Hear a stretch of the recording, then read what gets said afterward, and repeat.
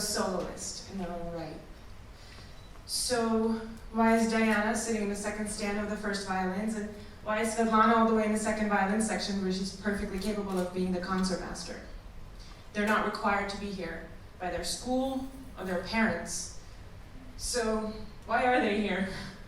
I asked them this a couple days ago, and to quote one of them, she said, "I come to the Sistema Armenia Orchestra because there everybody's voice is heard, and because I feel a sense of kindness and purity that I have yet to feel in any other orchestra." You know, I think that the dozens of other young musicians in this orchestra that are not here today would probably say the same thing. It really boils down to one thing. It's about the experience and the feeling that they have of playing in this orchestra, the rehearsals that we have, and so on. And there are thousands of orchestras across the world. So what is it that makes one orchestra different from the next? And for that matter, what is it that makes one culture or society different from the next? It's two things, I think.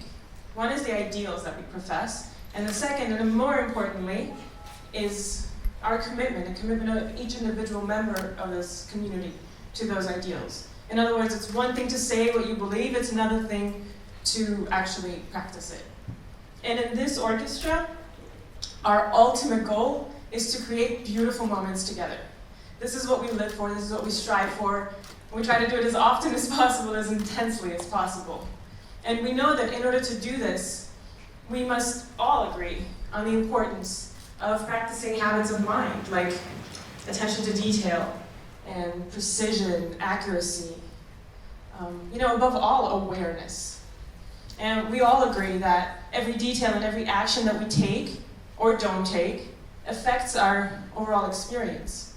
Because even though we're all individuals and all soloists, I guess, to start with, when we're in the orchestra, we all are part of one sound, one common experience.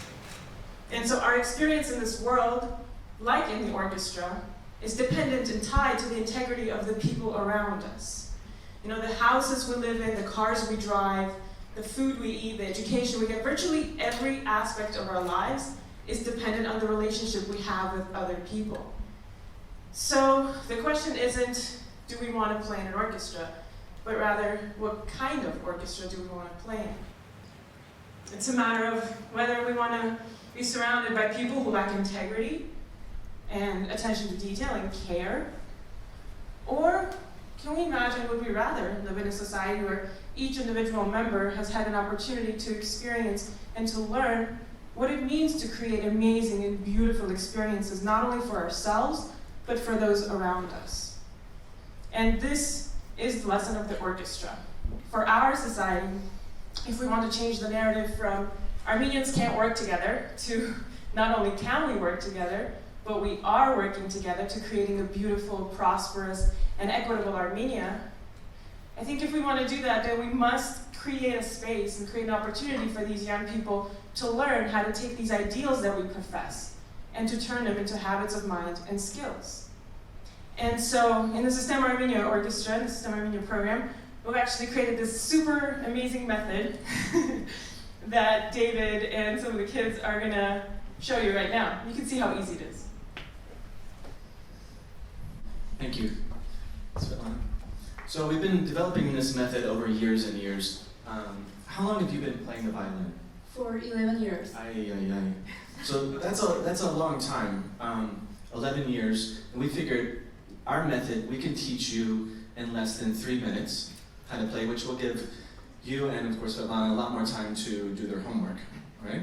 So the violin is very simple. You can see that there are only 4 strings and only 4 fingers that we use. Now, you may be thinking, this is going to be an unbelievable method, but I know that there are some economists in the room, and you think, how can we save on this? So we've already thought about this.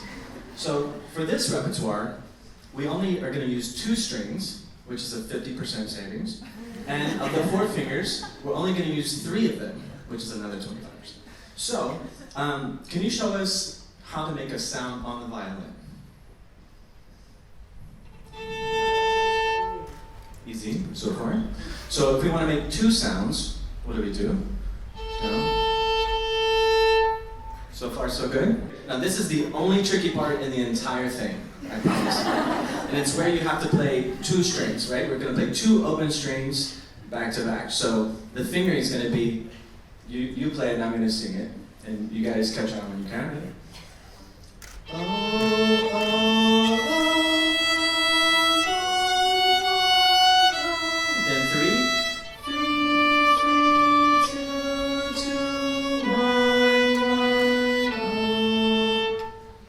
11 years. So, can you sing that with us and finger it with your best violin position? Go ahead. Oh, I know. Gosh, you're so serious here. Here we go. Ready? And. Oh, oh, oh. Then 1. Then 3. 3, 2, 2, 1. Right? Not a problem, yes. Absolutely. Can you raise your hand if you got that? If you got that much. Everyone's like, no, wait, don't call me. Okay, we have someone in the back. Raise your hand if you've ever dreamt about playing violin in an orchestra or soloing. Raise your hand. Sort of? Yeah? Okay, why don't you come up?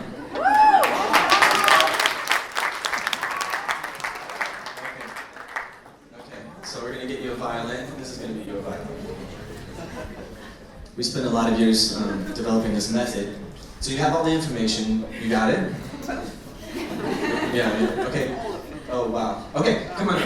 This method has never failed. And all the times we've done it, no one has ever failed us. One picture. And I'm sorry. Marina. Marina. And where do you work? I work at UNDP. Oh boy. Okay. Okay, let's see how efficient we can get this. So, we're gonna sing with her the first time she plays it. Just this that far.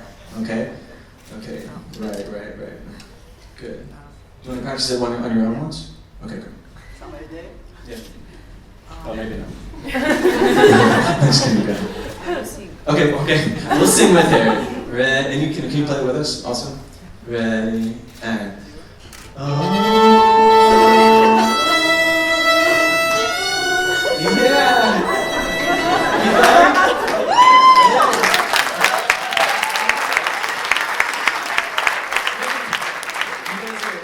You guys are too easily.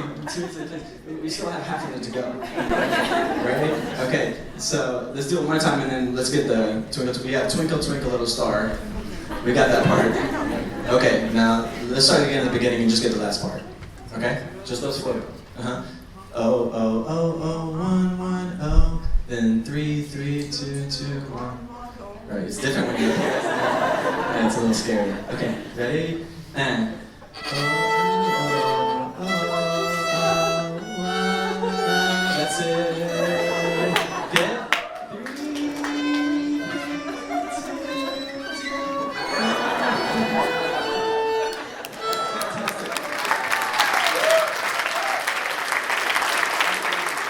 The thing that makes it work is when she plays in the orchestra and with the orchestra. Right. Okay, so surprise. You're gonna be our soloist, so orchestra. Yeah. We know. Yeah. I mean, there's have to be soloists. Here we go. Okay, so just to show you how it's gonna go, okay? Just this is our dress rehearsal and then the final performance. So we're gonna give you 2 measures of an intro. And then, and then we're gonna sing it, and then afterward, we're gonna play it. Okay, this is how it goes. Ready? Introduction, ready, and...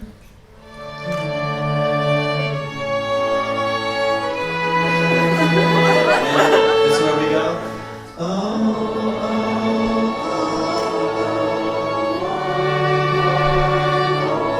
3, 2, 1. Okay, here we go. We'll give you a 2-part intro. Same thing. Ready? And. Okay, get ready. This is you. And.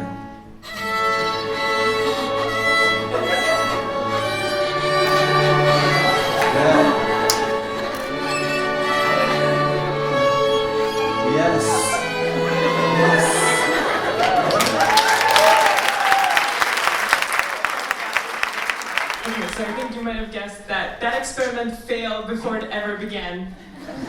And that we actually, no matter the fact, we have 6 decades of expertise between the two of us, but it doesn't matter, and we can't teach Marina to play violin in an orchestra in a seminar or a 3-day course. What is it? Training courses, long weekends, retreats, what is it that we do? And it's not because she's not talented. She is. And it's definitely not because of her genetic predisposition as an Armenian that prevents her from being able to play in an orchestra. It's simple, it's just a lack of practice. And so with our kids, we teach them to be soloists, and they spend their entire time in practice rooms learning to be proficient. And we teach them individual sports, and we put so much effort and so much focus on chess. And our entire academic curriculum is geared towards memorization of facts. So why are we surprised when, at the end of the day, when we put these young people together, they're soloists. They can't work together. They can't play together in an orchestra, in the metaphorical sense and literal. So when we started Sistema Armenia in 2013, and I think, like Claire was saying, there are so many people that tell you it's never going to work. Armenians don't want to work together, and Armenian kids definitely do not want to collaborate in an orchestra. This is in our genes. And it was actually a little bit scary for me to take on that big of a responsibility to believe that it's going to work. And the kids, I have to say, they proved it wrong in the very first rehearsal. In the first, I don't know, maybe minute, but definitely in the first hour, we felt the hunger they had. And as long as we created an environment that was both positive and demanding, they thrived. I mean, this is why we're here today. It was because of the kids that the project kept going and going and going for already the 3rd year. And I think individual pursuit is really important. And it's really important for all of us to have that opportunity. But being able to be part of something that's greater than yourself is an even more meaningful and incredible experience. So we think that, we believe, and if any of you who have worked with the Armenian kids know this, that they are the greatest resource we have in this country, hands down, for sure.